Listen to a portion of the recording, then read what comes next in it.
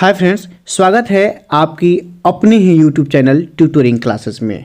आज के इस वीडियो में हम लोग बहुत ही इम्पोर्टेंट टॉपिक जो हिंदी व्याकरण से संबंधित है वर्ण का पार्ट 2 करने वाले हैं। पार्ट 1 में हमने क्या देखा था, स्वर वर्ण के बारे में देखा था तथा उसके प्रकार के बारे में देखा था, जिसमें से हम लोग अनुस्वार, अनुनासिक, निर्नुनासिक के साथ साथ बहुत सारे बिंदुओं पे चर्चा किया था। आज के इस वीडियो में हम लोग व्यंजन वर्ण तथा इसके प्रकार के बारे में जानेंगे। ऑब्जेक्टिव क्वेश्चन भी इस टॉपिक से कई बार पूछे गए हैं, आप प्रीवियस क्वेश्चन पेपर उठा करके देख सकते हैं। आइए सर्वप्रथम जानते हैं व्यंजन वर्ण किसे कहते हैं। तो जिन वर्णों के उच्चारण में स्वरों की सहायता लेनी पड़ती है वे व्यंजन वर्ण कहलाते हैं। वे क्या कहलाते हैं? व्यंजन वर्ण कहलाते हैं। और व्यंजन की संख्या कितनी है? 39। स्वर वर्ण में हमने बताया था स्वर की संख्या कितनी है? 11।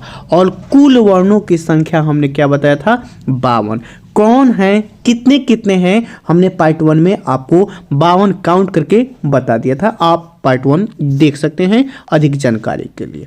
नोट 2 में हमने बताया कि इनके उच्चारण में, किसके उच्चारण में? व्यंजन वर्ण के उच्चारण में अ की सहायता ली जाती है।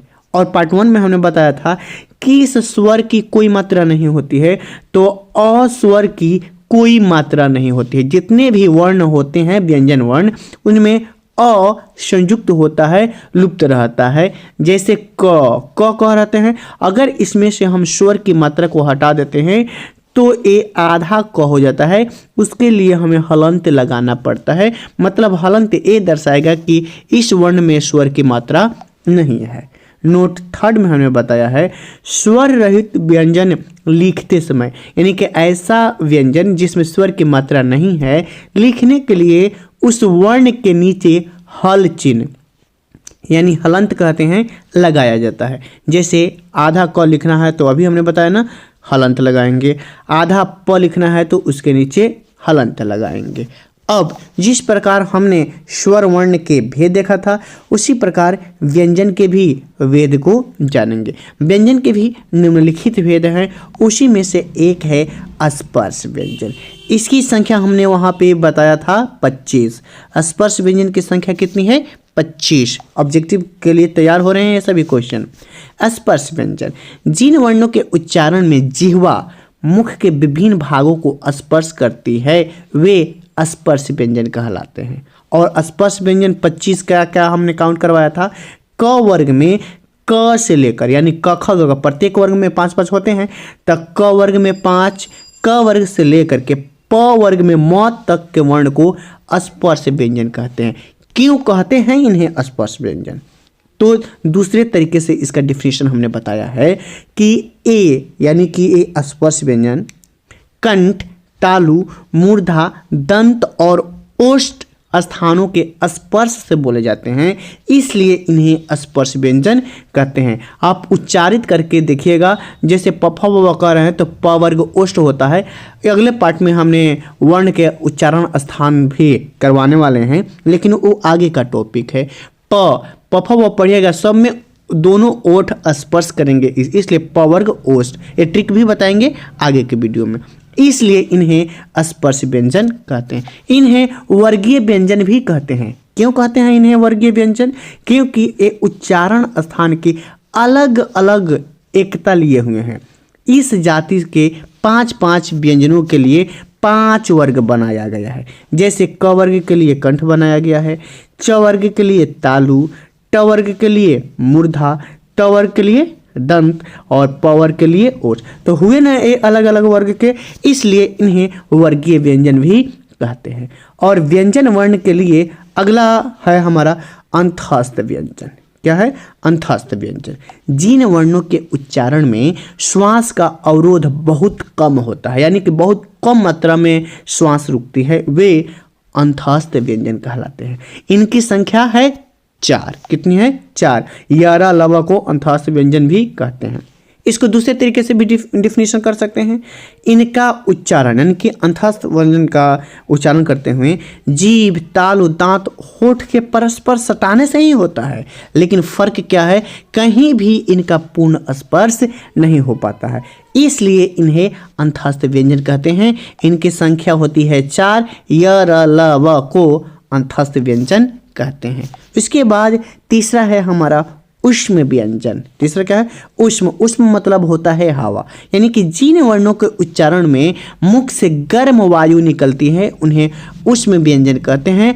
और इसी को हम लोग दूसरे तरीके से डिफाइन कैसे करेंगे, ऊष्म व्यंजनों के उच्चारण एक प्रकार की रगड़ या घर्षण से उत्पन्न होती है और उससे वायु निकलता है। इनकी भी संख्या, ऊष्म व्यंजन की भी संख्या 4 है। कौन कौन, तालव्य श, मूर्धन्य श, दंत श और ह।